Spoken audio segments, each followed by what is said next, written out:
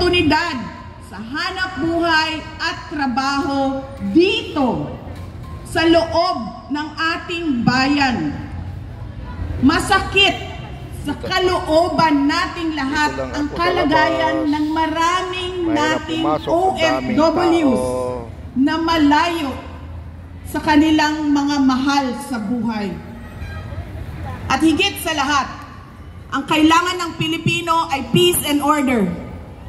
Kailangan nating ganap na puksain ang kriminalidad, illegal na droga, terorismo, at insurgency sa pamamagitan ng makatotohanang non-partisan Philippine National Police na suportado ng ating sandatahang lakas.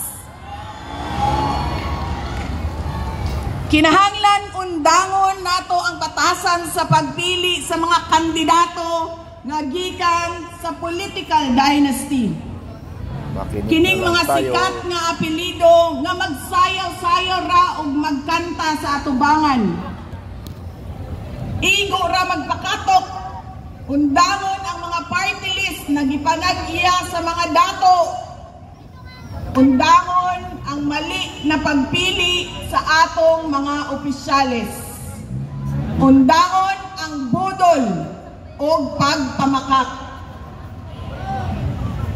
Kailangan natin mag-vote straight sa mga taong magtutuloy ng nasimulan ni Pangulong Duterte. Idiretso natin ang boto.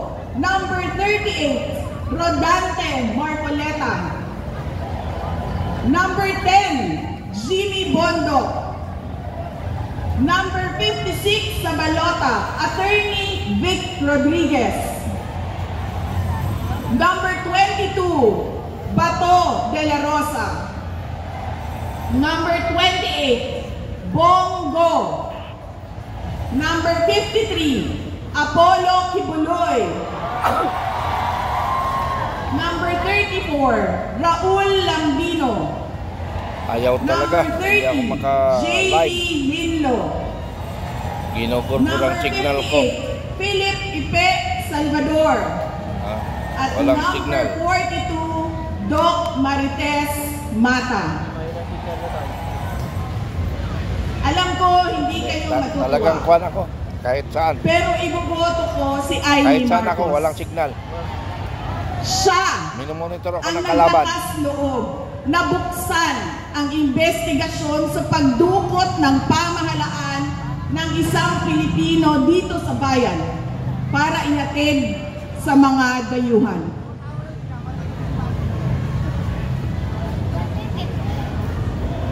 Iboboto ko rin si Camille Villar dahil sa kanyang karanasan bilang mambabatas sa House of Representatives na makakatulong sa isang tunay na pagbabago sa Senado. Hindi ako mapapagod na sabihin ito. We Filipinos deserve better. Tunay na kapayapaan at kaunlaran na hindi lamang para sa iilang politiko at mayayaman. Kaya sa May 12, kailangan nating maging mapagmatyag. May mga ulat at bulong-bulungan na may mga kumikilos na sa iba't ibang parte ng ating bansa. Mga babala na maaaring nagsisimula na ang malawakang bayaan sa halalan ng alyansa.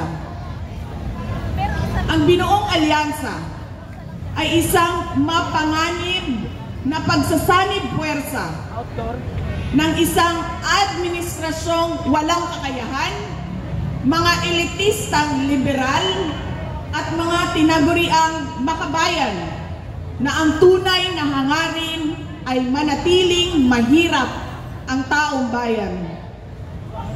Isang alyansa na handang ibalik tayo sa kadiliman ng narco-politics, sa bangungot ng Typhoon Yolanda, kung saan ang mga Pilipino ay iniwan sa ulan, sa gutom, at sa kawalang malasakit. Ito ang alyansang muli nais nating alipinin gamit ang kahirapan, kasinungalingan at kapangyarihan. Sa May 12, bumoto tayo ng may buong dangal. Bumoto tayo ng may tapang. Let us show the world that no amount of vote buying or cheating can suppress the fury burning in our hearts. Time and again, you have heard me say, God save the Philippines. Ngayong Lunes, bumoto tayo ng diretso.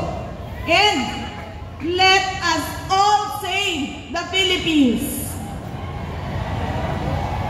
Ako si Inday Sara Duterte, isang botante.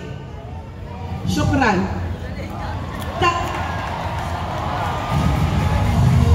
Itataas na po. Tawagin na natin ang ating Duterte upang iangat ang kanilang kamay ng ating minamahal na Vice Presidente. Numero 10, Jimmy Bongo. Numero 22, Pato de la Rosa. Número 28, Senator Bongo. Número 30, J.B. Hino. Número 34, Raúl Lampino. Número 38, Rodante Margoleta. Número 53, Pastor Apollo Kibuloy. Número 56, Attorney Vic Rodriguez. Número 58, 58, Nagisang Philip Salvador. At número 42, Doc Richard Mata. Kasama ang ating PDP Laban Duterte! SRB Senator Robin Padilla. PDP Laban Street, PDP Laban Street. Duterte. Duterte! Duterte! Duterte. Duterte. Nakikiusap po ako, i-on po natin ang mga flashlight natin dahil kakantahin natin ngayon ang Pilipinas Duterte pa rin.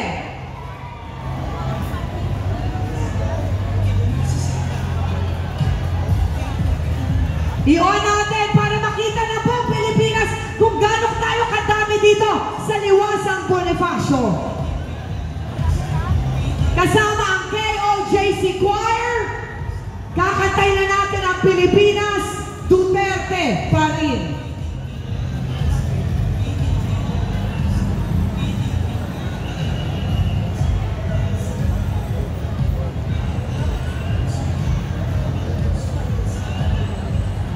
Duterte! Duterte! Duterte! Duterte! Duterte! Duterte! Duterte! PDP Laban, bumili ka na ng suko.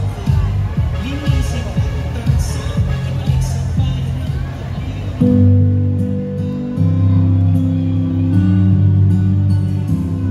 Ang bulong ay kumalat na.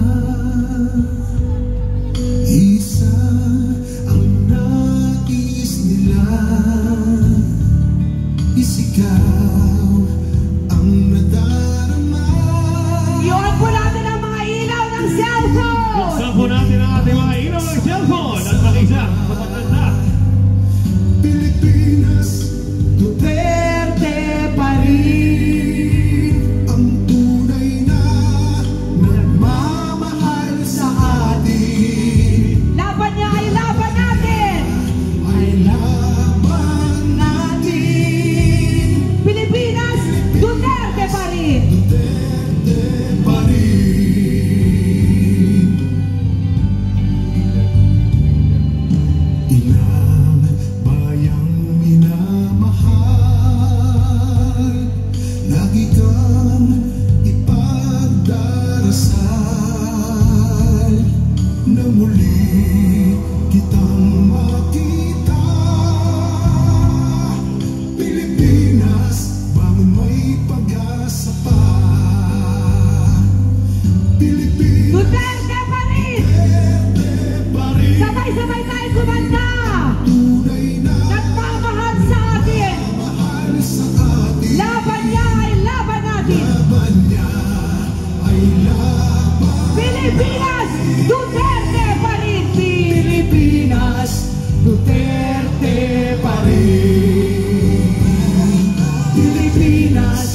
Duterte